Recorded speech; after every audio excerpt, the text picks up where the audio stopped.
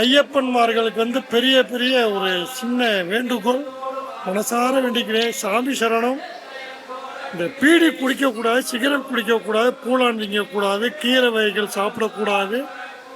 அதனால் கன்னிமார்கள் ஒரு மண்டலம் விரதம் இருந்து அவங்க வீட்டில் அவங்க தோதா ஒரு கன்னி பூஜை பண்ணி ஒரு முடிஞ்ச அளவுக்கு 2 பேருக்காவது அன்னதானம் போட்டோம்னா ஐயப்பன் நம்ம வீட்டுக்கு வராருங்கிறதுக்கு ஒரு அர்த்தம். இன்னொன்று, நம்ம மாலை போட்டோமே அப்படின்னு அசால்ட்டாக இருக்கக்கூடாது. மாலை போட்டுட்டு மேலே வேலைக்கு போகிறவா, ஆஃபீஸ் போகிறவா துண்டை மேலே போட்டுக்கலாம். ஏன் துண்டு போடுறோன்னு கேட்டிங்கன்னா, இந்த புரியுறவங்களுக்கு புரியும். இந்த நாள் உள்ள லேடிஸ் இந்த துண்டை பாட்டு ஐயப்பன் வர அப்படின்னு.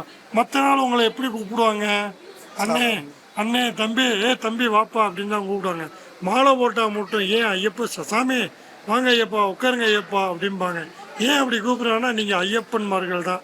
அதனால் தயவு செய்து சிகரெட்டு தயவு செய்து கை கோர்த்து வேண்டிக்கிறேன். விரத காலங்களில் கீரைகள் சாப்பிடக்கூடாதுன்றீங்களா? அது எதனால? கீரைகள் ஏன் சாப்பிடக்கூடாதுன்னா, அந்த அந்த ஞாபகம் சேர்றதுக்காக உண்டான ஒரு சாமி ஈடுபடுறதுக்கு. ஆமாம், இல்லற ஈடுபாடுகளுக்கு இதுனால கீரைகள், பயறைகள், வெங்காயம், வெள்ளைப்பூடு, நான்பிரான் பூரா சாப்பிடுவா வெள்ளைப்பூடு, வெங்காயம். எங்கள் இதில் பிராமண ஆட்கள், சௌராஷ்டிர ஆட்கள் இவெல்லாம் சாப்பிட மாட்டாங்க. தயவு செய்து செட்டியார் ஆட்கள் சாப்பிட மாட்டாங்க. ரெண்டாவது என்னன்னு கேட்டிங்கன்னா, இருமுடி சுமக்கும் போது அவர் நினச்சிட்டே போகணும். செல்ஃபோன் இப்போ கேட்டிங்கன்னா, யூடியூப்பு செல்ஃபோன் பார்க்குறாங்க, மலையில் போய் செல்ஃபி எடுக்கிறாங்க. அதெல்லாம் எடுக்கக்கூடாது.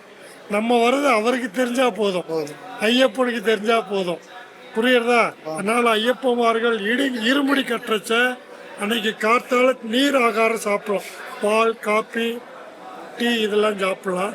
ரெண்டாவது, இருமுடி கட்டுறப்ப கடுமையாக விரதம் இருக்கணும். காத்தாலேருந்து சாப்பிடக்கூடாது.